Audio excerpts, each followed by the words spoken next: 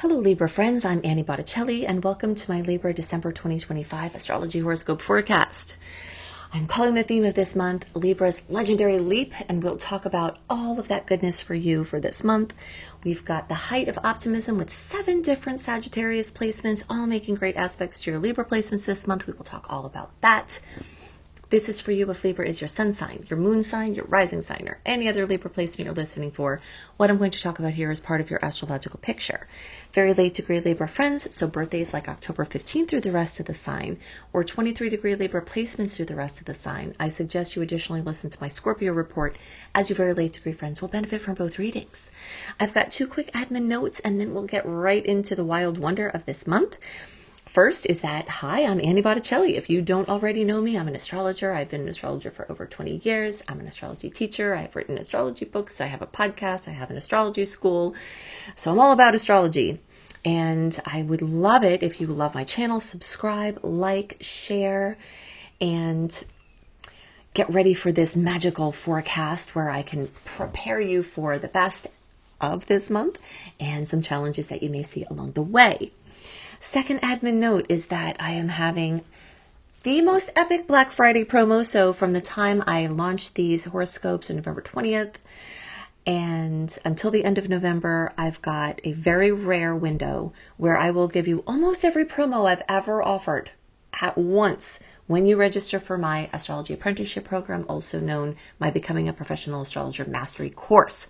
If you want to learn astrology to help yourself, your family, or friends, or if you want to earn money as an astrologer, either part-time or full-time, I can help you to do that. So see the promo, see the course at beastropro.com, beastropro.com. This is my best promo yet. If you've wanted to register for this course, the time is definitely now. Okay, so let's get into the report. As you can see, I'm very amped up. Part of the reason is because I'm looking at all these Sag placements. I'm a Sag. I'm happy about it. They're very enthusiastic, they're ebullient, they're bubbly, they're effervescent. This is what we're working with this month. We do have twice as many nuisance aspects as we do sweet ones this month, which is annoying, but most of those are going to be just little blips on the radar as we have this overlying positivity this month. And all of these aspects, or all of these transits that we have, are all going to make amazing aspects for you in your Libra placement. It's a 60-degree angle of possibility. This whole month you have my famous ingredients on a counter aspect, as I call it, where you have all of the ingredients you need to make a beautiful peach pie, but you may have to take some action to actually make the pie, or otherwise the ingredients will rot on the counter and they will go to nothing. So this is a month that's very much oriented in an opportunity comes, you take it, you do something with it. Sagittarius is very action oriented. It's a fire sign. So we've got Mercury, we'll get into Sag. So that's communication, information, expression. We've got Venus, love, money, relationships. We've got the sun, where you shine.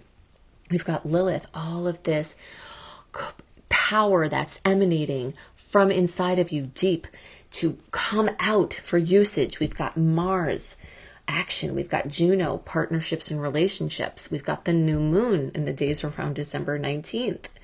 All of this Sag energy is going to come into this contact with this Libra zone, making this very, very rich with possibilities for you this month. More options than you will know what to do with, and you'll have to use the Capricornian discernment to decide which things to do and what to do with them. Now, good news for an action-oriented month is that as of December 17th, we are out of the post-shadow transit of Mercury's retrograde that ended November 29th, and every day after November 29th, we're marching out of that lack of clarity, out of that kind of position where we're stuck in the lane trying to make a U-turn, waiting for the fast traffic to go by, as I talked about last month. So we're entering our last open period of 2025, our first open period of 2026.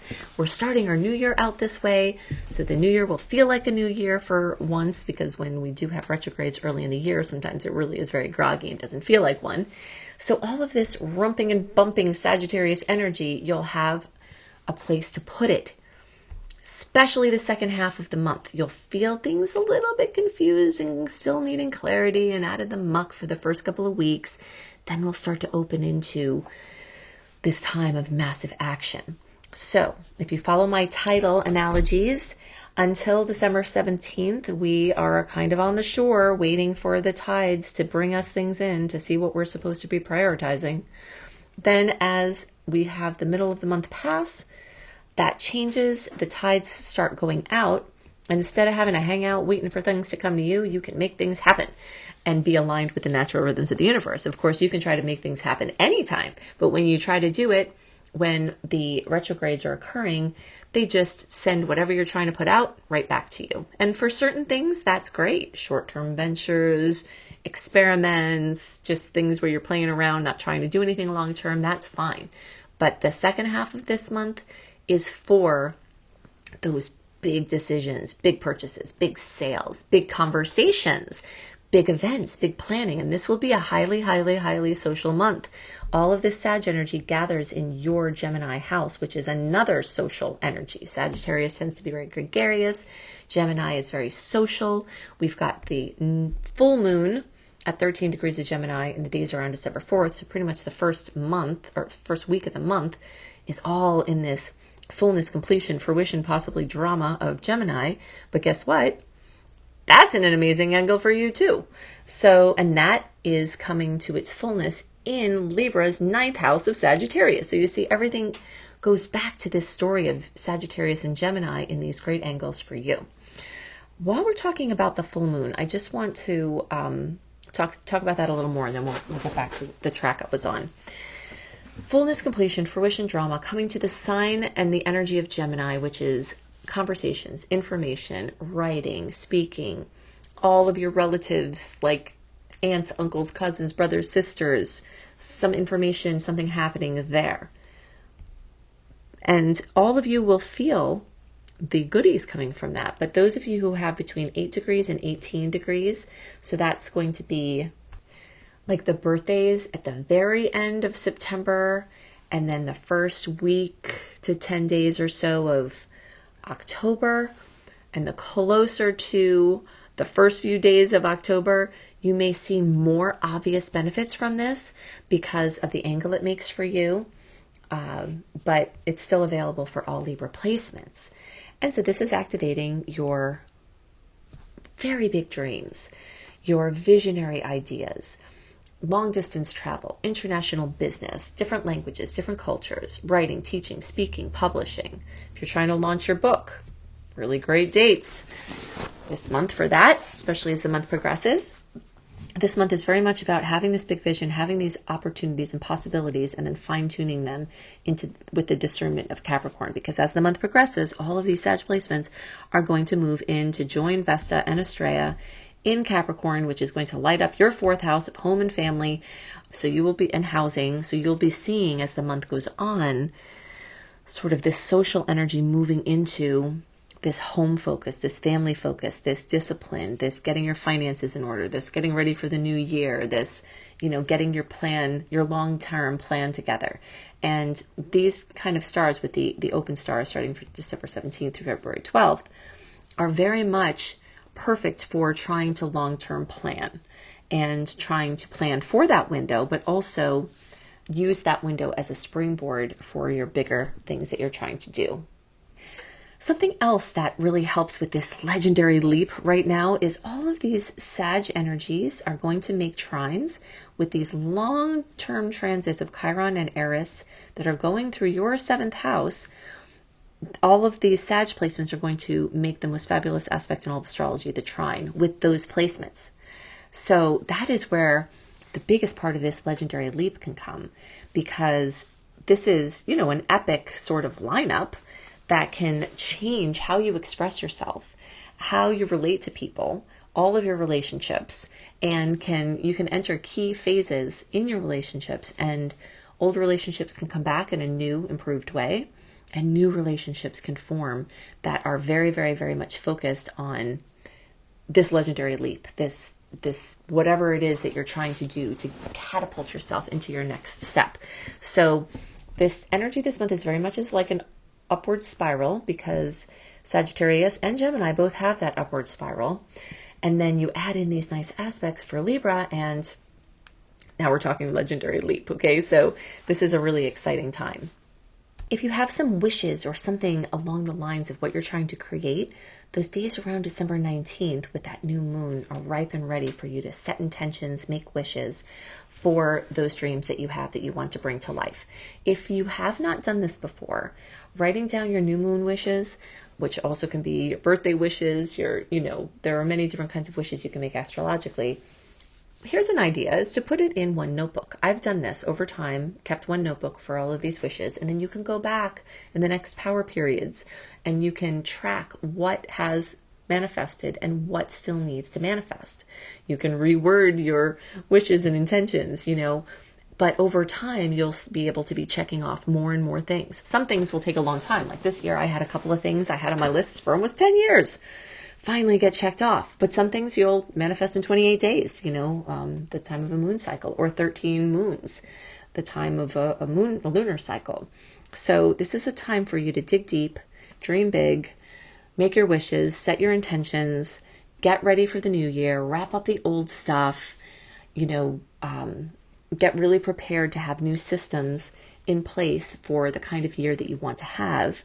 Take advantage of these points during the month to align with the moon, to bring things out, to elucidate things, and to take advantage of social interactions, because it will be a highly social month. It will be very overwhelming in that way. You may have to rein it in a little bit to kind of take a break, because you certainly are going to be busy. A couple of other things to know. One is that we are not in an eclipse season right now, so that's very exciting. Eclipse season seems to last a long time because the eclipse energies for the manifestation and change tend to stir up 4 to 6, sometimes more weeks before the actual eclipses. So the February and March eclipses of 2026 are going to start bringing their information maybe even mid-January. But until then, for all of December and the first part of January, we're in this little lull, this little integration time still from the previous eclipses, because this next set will be very powerful, not only moving along the Pisces-Virgo continuum, but we'll also be adding a new polarity of eclipse storylines that will be rolling in. So just enjoy this time where we don't feel like have our fingers stuck in an electric socket the whole time with anticipation of what's going to happen. We're just in this little bubble. Okay, so there is a point to watch that's very, very, very important. And this has actually been going on for a few months. But it hits exactly December 21st. So it's really pretty much exact almost the whole month. That has to do with Jupiter making squares with Chiron and Eris. Okay. So Jupiter is trying to expand your home, family, and housing. Jupiter is trying to expand specifically for Libra, your work career, or your place out in the world, your passion projects, if you don't need to work to make money. And now Jupiter's in retrograde, so some things are getting dialed back there. Jupiter has reached an impasse where it can no longer expand these areas of your life or some of the other areas in your life because of some wounds from yourself, from your life, from your ancestors. Something has happened here with a deep level of woundedness, and this square is squeaking it out. It's like drawing out this very, very deep lack of feeling of worthiness, or just, uncertainty, or other self-esteem things, or insecurities. So before it can continue expanding, these things need to get worked out. So some of that stuff may come to a head. Some things in your relationships may need to get worked out. Really deeply thinking about what you feel about yourself that allows you to be in relationships that could be toxic. What is it about your life? What happened that made you feel like it was okay to be treated that way? This is very, very deep work, and you will feel it. It will sort of be a presence throughout this month. Fortunately, all the Sagittarius energy does have this optimism, does have this creative solution focus that can lift it. But it is present, and for you to be aware of it is also for you to be able to more actively use it. These are unconscious factors that are directing our lives. When they come exact like this, they become more conscious. When we understand them through astrology, we can actually do something active with them.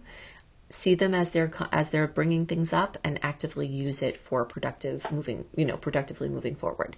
So that's going to be happening.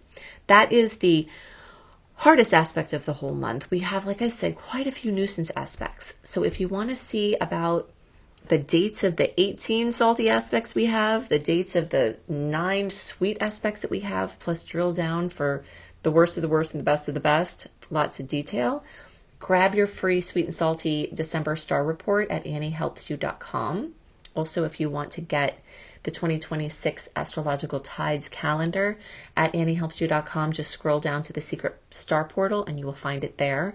If you want personalized reports to see what's up for you in 2026 and beyond, go to anniebclarity.com.